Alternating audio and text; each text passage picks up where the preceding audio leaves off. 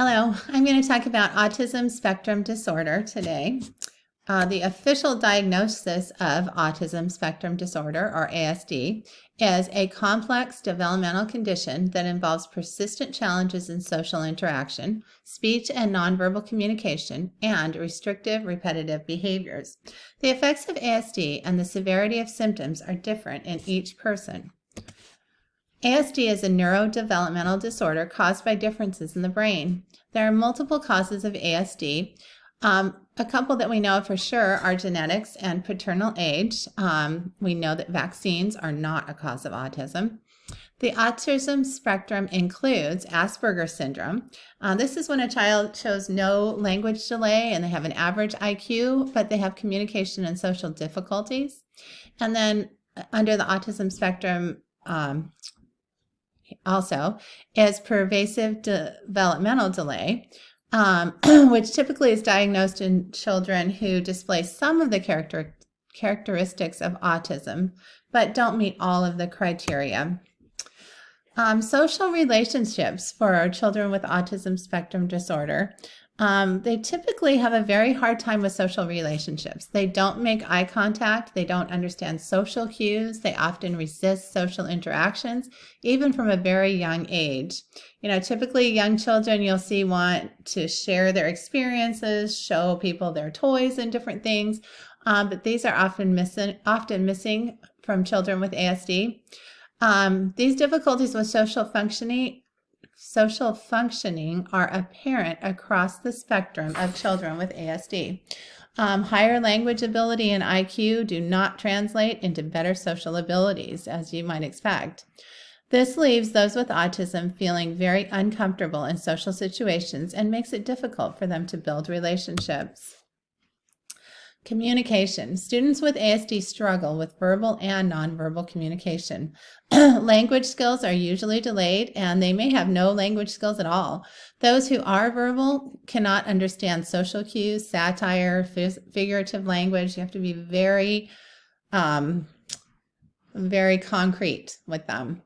Since students with ASD often cannot communicate their feelings or needs, either verbally or through writing, they often communicate through behavior instead of words. And I think one of the examples in our book was a student who around 11 o'clock every day started having these behavior issues, started rocking, and you could tell they were in distress.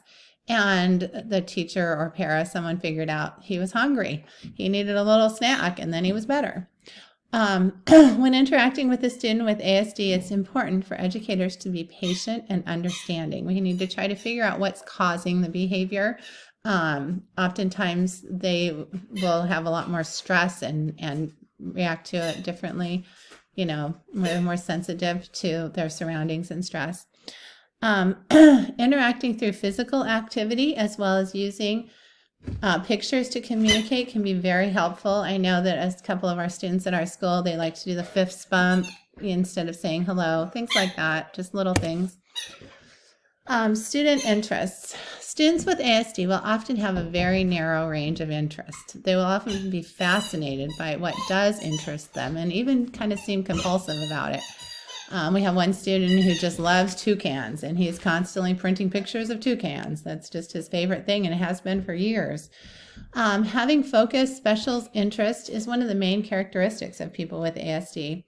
By encouraging students with ASD to explore their interests, though, we can use that to help them build other skills, and it will keep them engaged. So it can be used for some good purposes. Student stress. I talked about this a little bit before. Students with ASD have a very low tolerance for stress.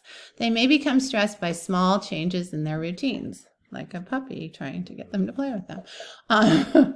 When stressed, they might respond with restricted and repetitive behaviors.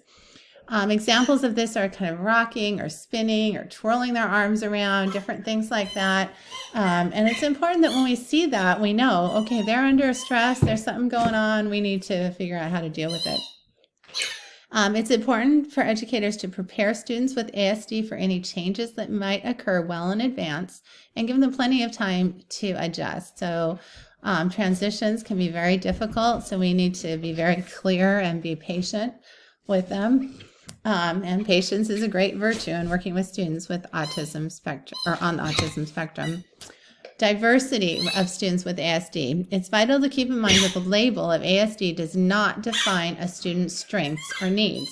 There will be a wide variation in the severity and types of symptoms students with ASD will encounter. Educators must make decisions about each student based on their individual needs. So just really important to know there's such a wide spectrum. And I found this cartoon that I thought really illustrated this well, and I have the link right here if anybody wants to click on that and look at it. But it talks about from a student's perspective, and he talks about this spectrum here of different behaviors and abilities, language, motor skills, executive function, sensory, and perception. And he says that some traits create difficulties in everyday life, and that's usually how kids are diagnosed. Many traits are useful in everyday life, though. So if you have higher sense of perception or, something like that, executive function, that could be useful. But each person with autism will have a different set of traits in different areas of the spectrum. The areas where they don't have a trait will function no differently than a neurotypical brain, but may be affected by circumstances. So an example is this kid here is good at making conversation or language, but gets sensory overload in a loud and crowded space. I can kind of relate with that. But over here, this student is really happy in large crowds. He says, you could just say I'm a party animal, but he has a hard time making conversation. So you can see how there can be so many differences, and we can't look at one student and say, oh, autism, they must do this. Everyone's different. So responding to behavior. Some behavior may be troubling. Don't be surprised or take anything personally. I think that is so important. They're not thinking about how we feel or us or anything like that. They're just reacting to their own stimuli and overstimulation, and they're overwhelmed, and we need to just not take it personally. Highly structured behavior support is really important. Structure is really important. Recognition of students' needs and providing support. We need to figure out what's going on, like that example of the student that was hungry. If a student starts doing a behavior like rocking or whatever, we need to look around and try to figure out what's causing it. Structured and predictable environment with clear procedures and routines are really important for students with ASD. Using picture cards instead of words to communicate is good, and visual schedules are super important for them so they can look at that schedule and know what's going to happen, and they know what to expect. I really liked this graphic that I found, and I put a link to it right here.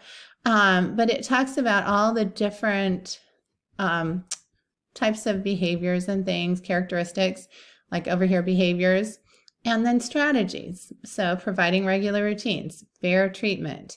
Over here on communication, strategies, offer fewer choices to avoid frustration, use appropriate technology. All these different strategies on here will work really well with students, depending on their needs. And again, we need to know our individual students.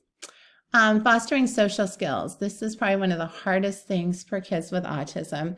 So the first thing I think we can do is observe the student's behavior to understand their perspective. We do want to try to teach skills such as waiting your turn or stopping an activity before you're done, negotiating, changing topics, finishing activities, being quiet, being flexible, monitoring their own behavior. Those are all important, but we need to keep in mind their abilities and be patient with them, because it's not that they're trying to be difficult, it's that they really can't do something oftentimes. Communicating with students. Since students with ASD are so incredibly diverse in their strengths and their needs, it's important to meet with the special ed teachers and parents to form a partnership and learn more how we as a regular education teacher can help the student. So matching expectations to instructions is also vital. And some effective tools might be sign language, communication boards, pictures, video modeling, assistive assistive technology. I know in our school we use a program called LAMP. It's a language program where students can point to a picture to show what they need or what they want or interact, and it works really well. So if we have something like that, it's on a little iPad. Those are all really great assistive tools. The include strategy is another great thing to think about. We went over it in the book, but basically you're going to identify environmental demands. You know, if the setting is too loud or it's too bright or it's too dim or, you know, too crowded, whatever, you need to look around and figure that out. Note their strengths and their needs. Check for potential successes. Look for possible problems. And then use information to brainstorm, and that means meeting with parents and SPED teachers to figure out exactly what we need to do. And then deciding upon adaptations, modifications, and or inventions. And then we do need to continue evaluating student progress. Just because a student comes into the library every day and sits quietly and listens doesn't mean that they're progressing if they do the same thing all year. So it's something to keep working with their special ed teacher and their parents to figure out how we can help them progress. And then these are my references. So I really enjoyed learning so much about autism spectrum disorder. I can't wait to get back to school. I have a student that comes into the high school library all the time and he likes to get peppermints from me.